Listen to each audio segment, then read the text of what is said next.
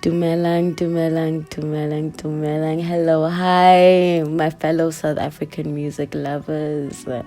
You are tuned into episode 7 of I Love Music, a love letter to the sounds of South Africa, my babies. Kinati Romolefe, your host, and listen, Kalebocha, that you guys made it this far. I really, really appreciate you guys so much. I'm sure, as you know by now, each week Iliki sets an up-and-coming artist from right here in Mzansi. Maybe you've seen their names, maybe you've heard the buzz around them, but chances are you haven't really listened yet or properly. So please allow us here at I Love Music to give you a reason to stop scrolling and to really, really listen. To listen. Today we are going to be blessed by a sweet, sweet angel with an even sweeter voice. Today, we have the honor of featuring the beautiful Indie Vogue. I'm so excited. And if you guys, I strongly suggest taking a couple of puffs or whatever to elevate the experience that we're about to go through. So go ahead, sit back, or do whatever you want. Just allow the Indie Vogue to transport you to a different space, a different realm, with a sound, with her music, with her voice. And I'm going to start us off with one of my favorite songs by her, Silly Valentine.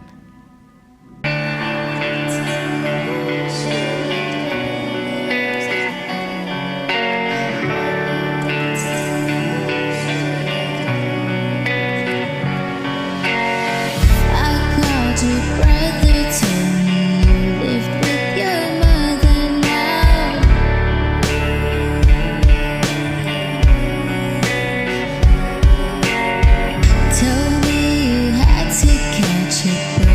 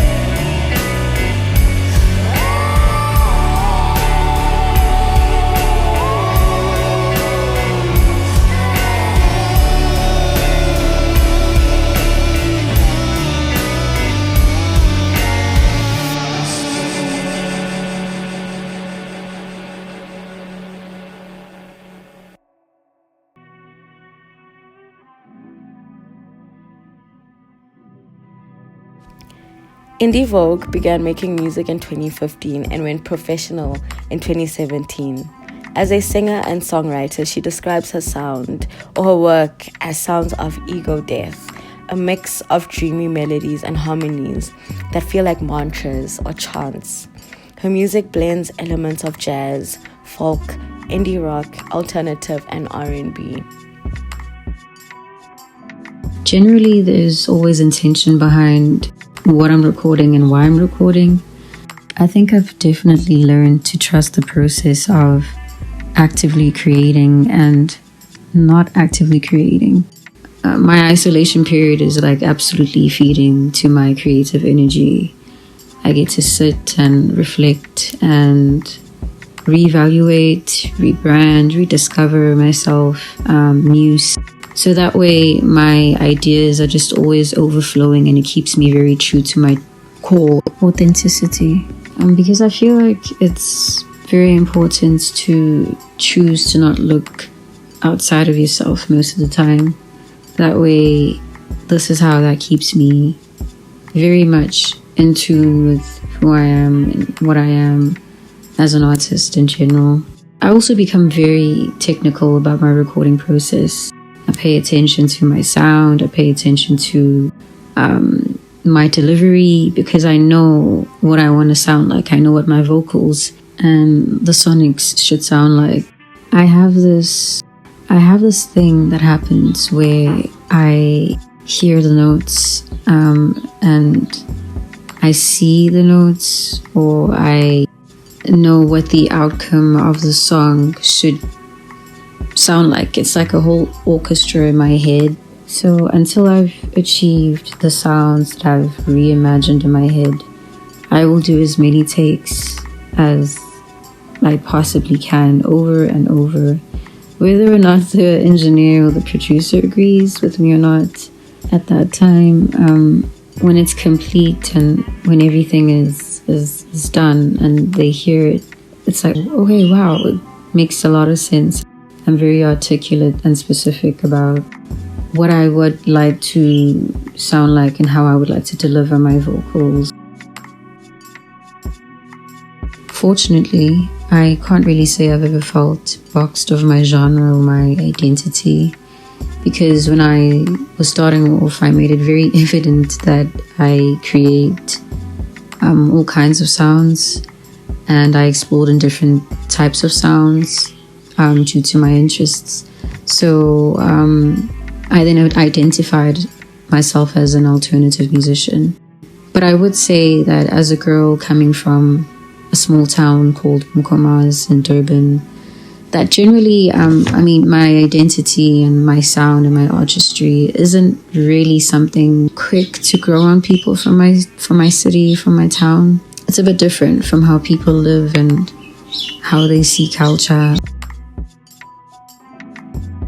I have learned so much about myself through music. It's almost utterly insane.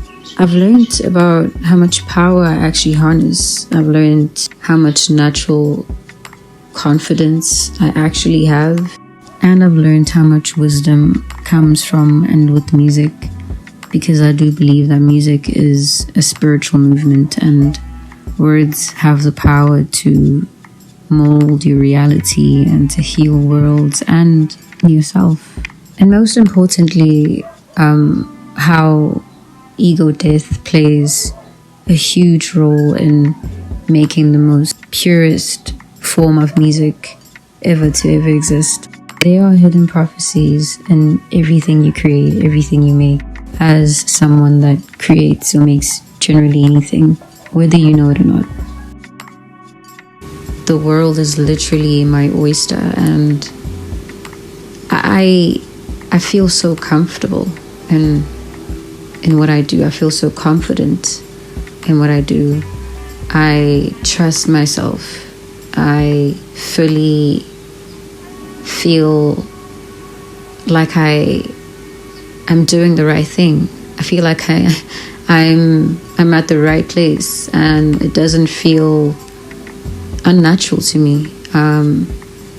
I used to hate orals at school. I hated being in front of people. I hated it so much.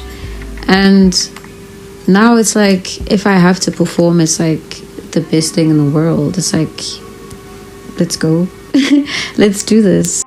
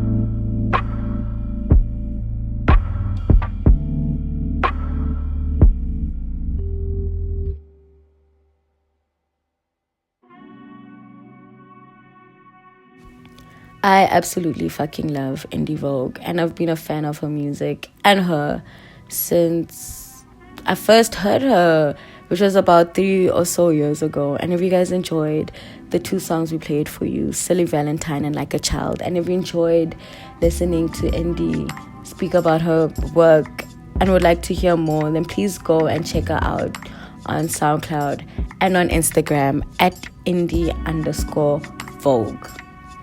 Also, on the 25th of July last week, our very own Michael Blue released a short and sweet interlude called Pieces, featuring, you guessed it, Indie Vogue. So please go and listen to it on Spotify and Apple Music. Go show some love, go show some support. It is such a beautiful song, and I think they make a bomb-ass combo. And that is a wrap for today. Thank you guys so much for vibing with I Love Music and with Indie Vogue. Please don't forget to like, subscribe, and share the love, my fellow South African music lovers. Until we meet again, keep safe, keep warm, and keep showing love to our artists, yeah? I love yous. Mwah. Bye.